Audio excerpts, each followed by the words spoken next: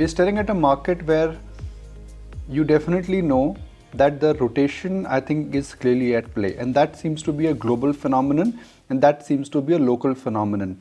News coming from China is clearly indicating that in the short term there would be a supply disruption.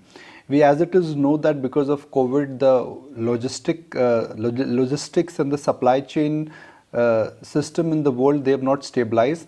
And now, given that how Chinese government is looking at cutting power and power supply to basic industries, in the short term it will lead to a supply disruption, and typically when there is a supply disruption it will lead to higher prices and inflation. So on one hand, this is going to give some pricing power to some local producer companies, and for sectors which in a sense are competing with China, in the short term they would benefit. But you got to be mindful of the fact that global energy prices have skyrocketed.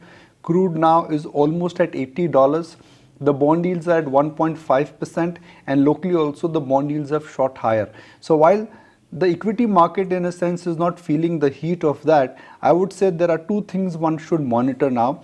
Number one, the bond market indicators are not looking all that great, whether it is the jump in 10-year paper or the jump in Indian paper last evening.